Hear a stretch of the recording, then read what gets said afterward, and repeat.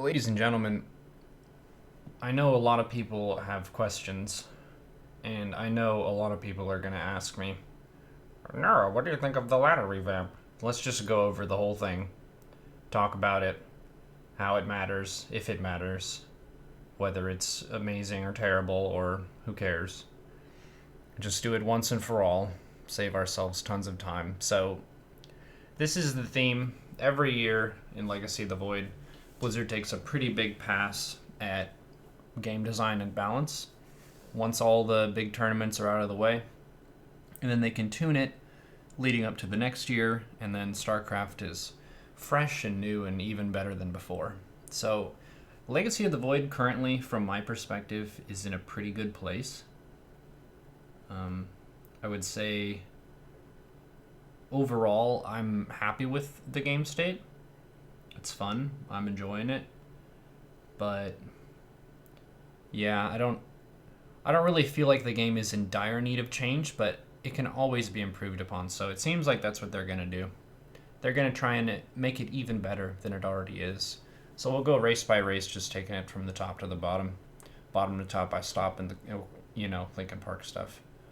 Battlecruiser change. So the Battlecruiser is famous for being Nathanius's go-to opener against Zerg. It's really awesome, but at a high level, the Battlecruiser is not used super often. You rarely see it as the key piece in matches where it's like, oh yeah, it was a Battlecruiser-oriented strategy. The Battlecruiser is like a meme. It's a unit that you make when you want to beat someone and say, haha, I did this with a unit that's not even that good. So remove the random delay for shots. Just makes it more reliable in its output of damage. Laser battery damage reduced, but it can shoot while it's moving. So overall, with this and this, the Battlecruiser should be a higher DPS unit for just putting it in the game, attack moving it around the map. It should overall deal more damage, like they're saying here. It's like 20%. 20% increased DPS for the attack cooldown delay, the random delay and stuff. So that's cool. The Battlecruiser may be more of a late game value transition for Terran than it currently is. Move while shooting is nice. Already, it's pretty vulnerable to being kited. The Battlecruiser is slow. And in addition to that, if there's another unit dancing around, it can't really do much at all. So I think this is a good change. Just creating a niche for this unit, making it successful in some capacity. The Widow Mine has been pretty garbage for quite a while. After the Widow Mine fires in its current state, it becomes visible, which makes it really easy to clean them up. You don't even need to have detection against Widow Mines, really. And in addition to that, Hydras have been a big part of the Zerg versus Terran meta. So from my perspective as a Zerg, the Widow Mine is in a very unimpressive position. Most Terrans are going to be going for Bio Tank if they're going for Bio. And if they're going for Mech, Widow Mines really aren't a part of the equation here. So it's restoring the Widow Mine post-upgrade to its state. So you are going to get the invisibility again of the Widow Mine if you get Drilling Claws. Drilling Claws is kind of like a necessary upgrade. If you're going to make a great number of a unit, usually you just get the upgrade. So effectively, this is going to make it kind of what it was. It's just going to come online a little bit later. One thing to bear in mind too is that they're trying to balance StarCraft across all the matchups. So sometimes they're making a change to a given unit to help it out or nerf it a little bit for a single matchup, but it is going to affect the other matchups in some capacity, with the exception of specific stuff like damage versus shields. So the Widowmine change, I like that. Maybe it should kind of be more of a fork in the road for Terran of do you want to go Biomine or Biotank. That's cool. Cyclone base armor reduced 1 to 0. They're saying this is a TVT change, which, okay, I'm Zerg. I don't really know about TVT, but this is going to make defending the Cyclone pushes a lot better with Lings and Queens. Cyclones do feel very strong. even just mixing in two of them for a random kind of value timing for Terran at around 5 minutes, they're a big pain in the butt to kill, and they deal boatloads of damage before upgrades. So this gives the defending player a little bit more of a chance to fight against them without necessarily making Ravagers. Currently, if you see a Cyclone-based timing, you're going to be committed to making Ravagers, assuming it's a pretty formidable opponent for yourself, so this change makes me happy as a Zerg, for sure. And then the Thor here, they're changing it to be more of a specialist. They describe it here in this wall of text as a Giant Slayer unit, where the Thor is going to be a specialist to deal with other big late game units. So it's already pretty good against Ultras and Broodlords and stuff like that, but they want to make it even better against big capital ships and Broods and stuff like that, which I think is pretty cool, and also make it a little bit weaker to units attacking it. So this should make mutas better in ZVT. Should also make smaller units attacking the Thor better, like Mass Links around is going to be more effective. Thors are big beefy bubbas, so they should have Hellbats or Bio supporting them anyway. So this is a pretty cool change. It used to be just like late game mass 3/3 Thors, and you can solve all your problems with that. So that's a cool change. Medivac, the fuel tanks no longer increases the duration. Now it reduces the cooldown from 14 to 9. This makes the unit more interactive. It seems kind of like a break-even effect here, but it's going to require more APM from the player.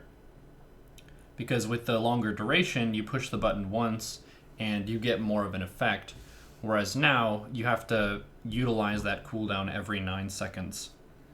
So I think that's something that makes the Medivac a little bit more interactive, as opposed to just boost and then forget about it. Medivac heal will now work on units under the effect of Phoenix Graviton Beam. There are a bunch of these fun changes regarding Graviton Beam and how certain effects that would work on a ground unit stop working once it's picked up off the ground. I feel like it's such a niche situation that, what? But, oh well. Oh well. That's cool. Banshee speed upgrade is cheaper now. One of the goals whenever they're taking these big passes at design at the end of the year is seeing which strategies are used less than others. Because the player's job is basically to find the most successful and effective strategies, and they're not going to be doing the strategies that are less effective. So if they see Speed Banshee not being used very much, reduce the cost, make that a little bit more easy to obtain, and encourage the use of Banshee speed upgrade. I think Banshees are a pretty cool and fun unit for dealing some harassment. So that's pretty fun.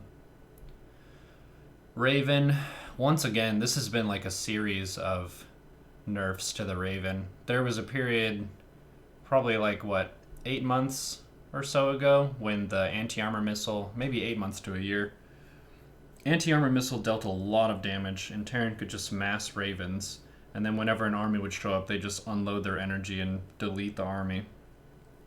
And they've tuned this back over the course of multiple patches to where now it's not going to deal any damage anymore. So this is kind of a change a long time coming. They've wanted the Raven to be more of a support unit, but it was being used as like a damage value late game unit. So this is really solidifying that role.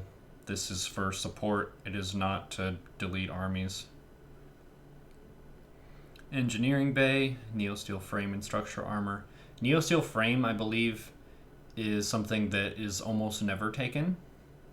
Isn't that the one that increases the bunker capacity size and it does some other silly stuff? It's such a weird and niche upgrade that combining these seems totally fine. It's not going to break the game.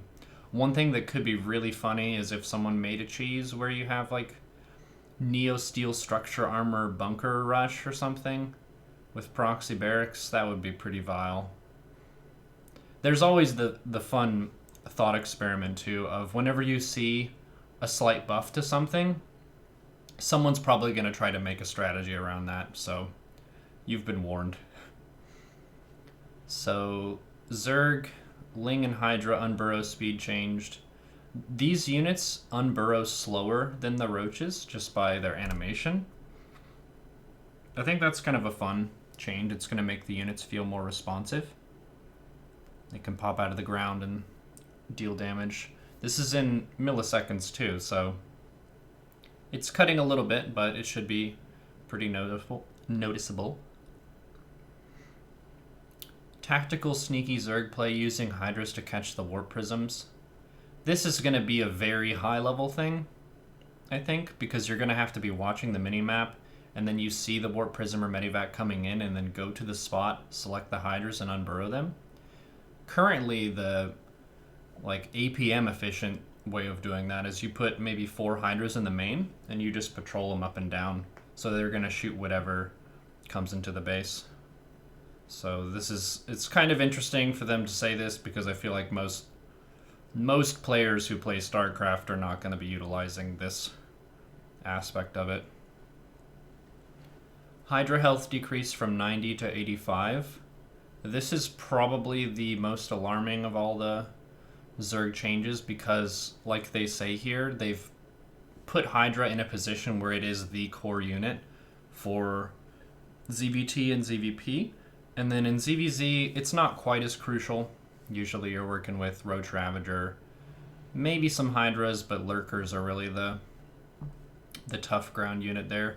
So this is going to be pretty interesting, trying to find ways to work around that nerf. A lot of stuff that was really Hydra focused, like maybe going for a 50 worker Hydra Ling attack against Protoss, not going to be quite as good as it was.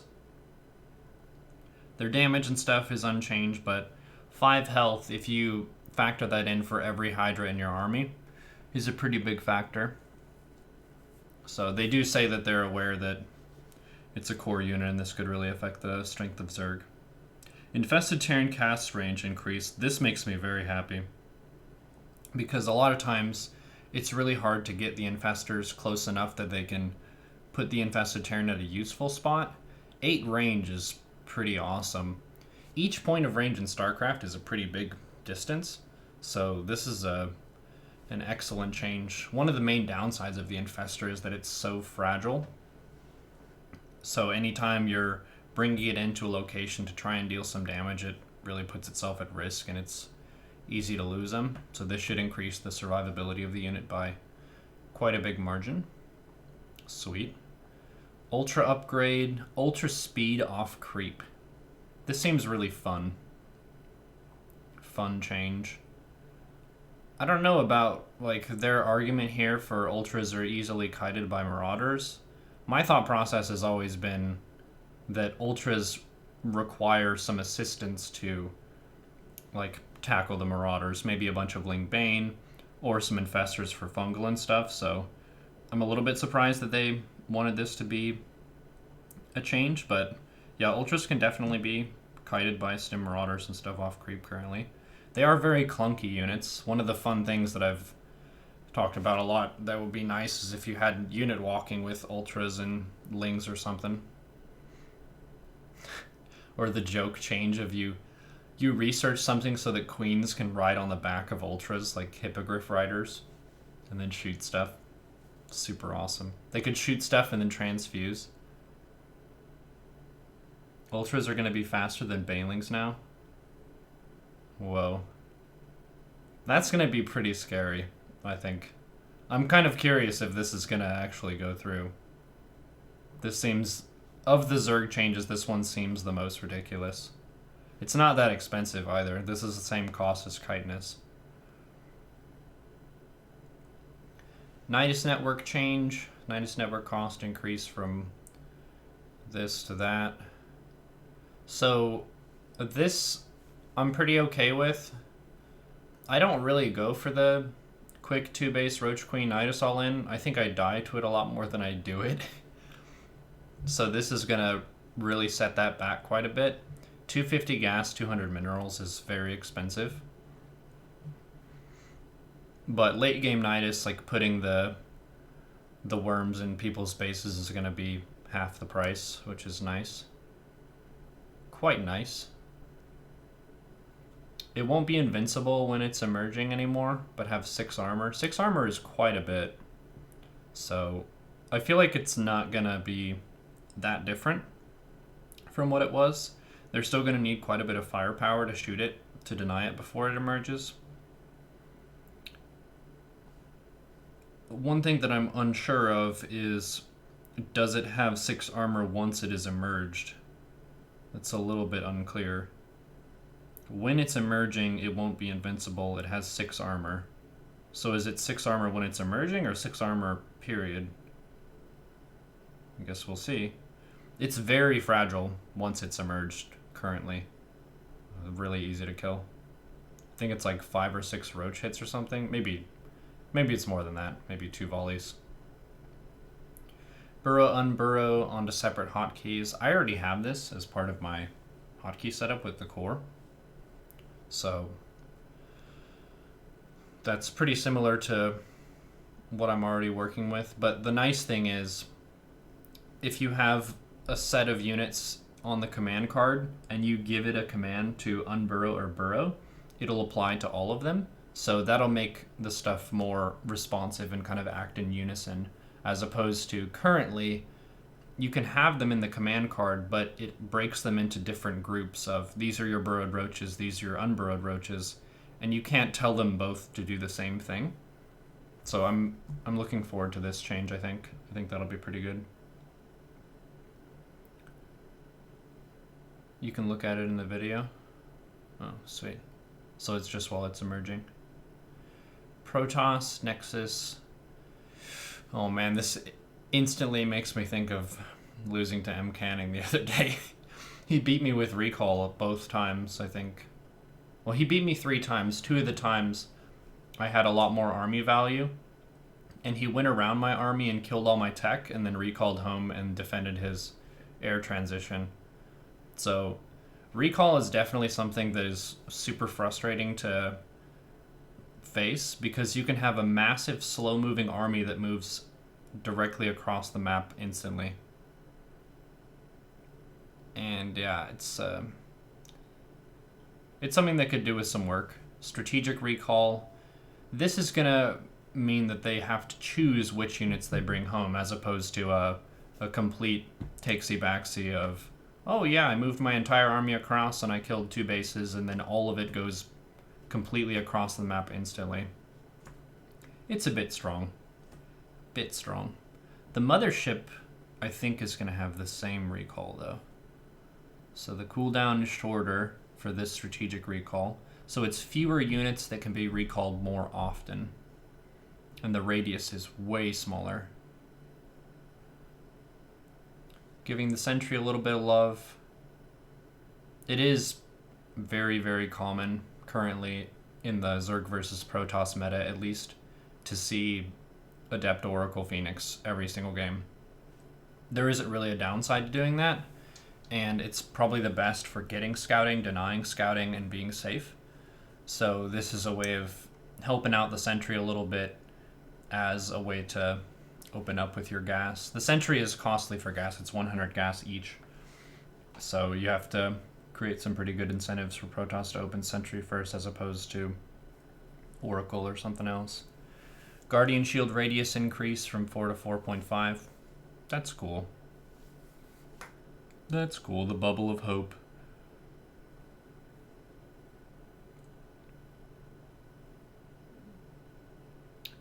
Okay. High Templar feedback damage reduced. This is nice. I felt like Vipers were just hard countered by High Templar because they can insta-kill them with feedback if the Vipers have energy, like full energy. So this is going to make them less lethal, killing ghosts and Vipers and other casters and stuff, and more of just denying the energy. So it's more about draining the energy than it is about just straight up killing stuff. High Templar are very strong currently. It kind of feels like the Protoss go-to splash damage against Zerg that has a ridiculous comeback mechanic, because it's really successful at dealing with high numbers of Hydras and stuff. I did see, was it Showtime versus Lambo? And High Templar aren't super great against roaches, so that's something you can do, is go for like a heavy roach hider push against that. Robotics facility is cheaper. This frightens me a lot. It's only 50 minerals difference, but the Zealot meme is already super strong, and this is going to make it just a little bit faster and stronger. I'm not sure. This reduces the strain on the unit build time. Is there a strain, though? I don't know. Immortals are very prevalent in Zerg versus Protoss. I haven't really felt like players are struggling to make Immortals and stuff, but who knows. But of all the Protoss changes, this one probably scares me the most. I like the recall change. Colossus added turret tracking. This should make the unit a lot less clunky. Colossus, in its present state, to me seems like the worst splash damage choice. If you have, High Templar, Disruptors, and Colossi. Colossi used to be the go-to unit in Wings of Liberty and Heart of the Swarm. Just laser beams, kill everything. It was a really strong general purpose damage unit. Whereas now, why would you make a High Templar? Why would you make a Colossus as opposed to a High Templar? It doesn't have the same utility. It's about the same mobility. The damage is, I think, less than Storm. So, just High Templar Archon. Charge Lot Archon Immortal. Colossus is unnecessary. But this should make it a little better. A little better. Disruptors being changed back to what it was before. It was definitely more exciting the way that it was. And that's a big factor in the way that they design StarCraft, is they want to make it really alarming what's happening in the battles, as opposed to oh yeah, they're chipping away at stuff. This is more of the kaboom. Kaboom, we just took off a huge, massive chunk of the enemy's army. Wow. So this is basically going to mean we're going to have a lot more M-canning clips on the StarCraft subreddit. That's the long and short of that. Tempest is being made smaller, faster, and more responsive. Less supply, same damage. So now it's going to be more of a glass cannon. Damage is the same, range is the same. Supply is lower. So for overall DPS contribution, the Tempest is going to be a stronger unit for their 200 supply, but it's going to be more fragile. So I think that's good. It's going to make it feel different from the carrier, and it's going to be more fun to micro the Tempest. Tempests already are pretty awesome units, but this is distinguishing their role a little bit more from the carrier, making them more unique.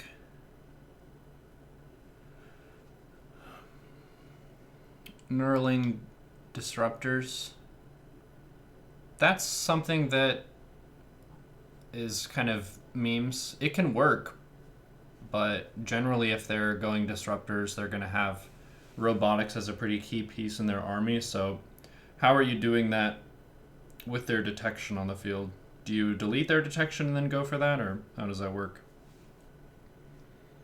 Of course, it's a super fun and awesome thing to do if you can pull it off. The carrier changes are great. Graviton Catapult removed. The carrier in its current state pretty much just comes up with max damage as soon as the fight starts, once you have Graviton Catapult and some upgrades. And it's one of those units in the game where once Protoss gets more than 5 of them, it can feel really hopeless. And I think that's one of the less fun aspects of the game, where's the counterplay, really? Maybe if you have a bunch of corruptors with upgrades, but the carrier has been very strong for a long time, and I think they've been struggling to find the sweet spot of having it be a really powerful late-game Protoss capital ship, but not quite so much that it dominates everything in the game. So this is going to change the way that carriers come online. They're going to be beefier, so they'll have more hit points than they did before, so 50 more hit points. It'll take less time to build them, but it'll take more time to build the interceptors. And when the fight begins, it's going to take more time for each of the little interceptors to leave the carrier and start the fight. So the damage will take a little bit to ramp up. Pretty happy about that. Mothership time warp reduces attack speed.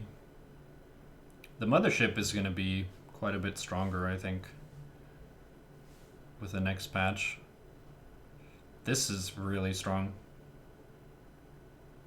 Units and structures attack speed is slowed, so this would affect stuff like cannons and spores too. Interesting. Shield battery, one of those Phoenix graviton beam memes. That's funny. Okay. A lot of people have complained about the cannon robo shield battery strategies. Playing against them is a really good way to get a pounding headache, but for viewers, I think it's pretty fun. It's a very different type of ZVP, or I guess Protoss can do this against anyone. And there is a lot of skill involved, there's a lot of variety. It's kind of like a meh, I guess. This finally this is being changed. It's been around since Wings of Liberty. This has more health than extractors and refineries because of the Reaper's old grenade against buildings ability, which isn't in the game anymore. And Protoss was more gas dependent than the other races, so they gave it more health and never changed it back.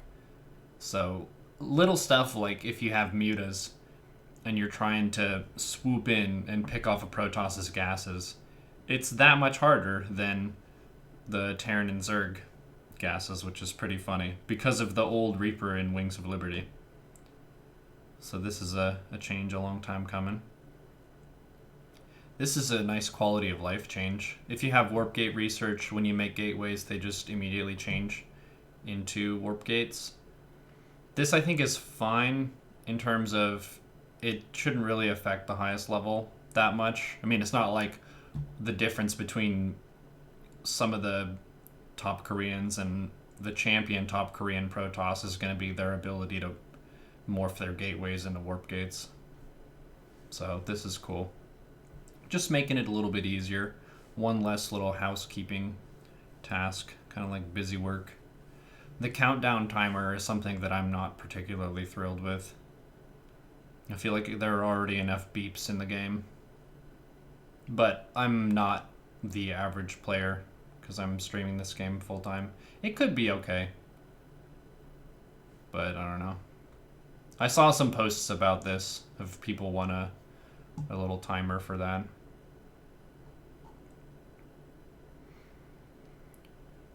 Well, sweet. So this is the set of changes for post BlizzCon.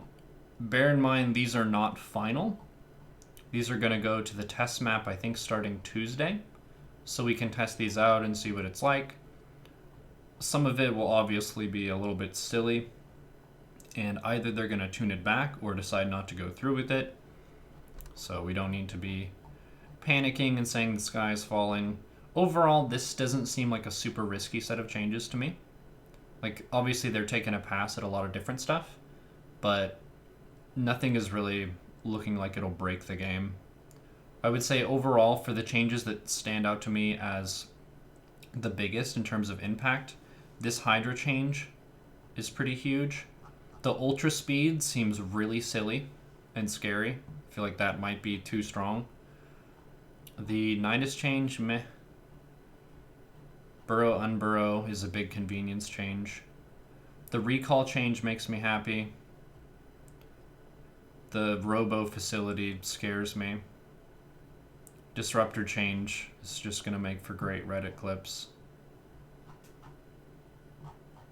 Widowmine change is good. Raven change is good. Yeah, I'm pretty happy with this set overall. Should be good stuff.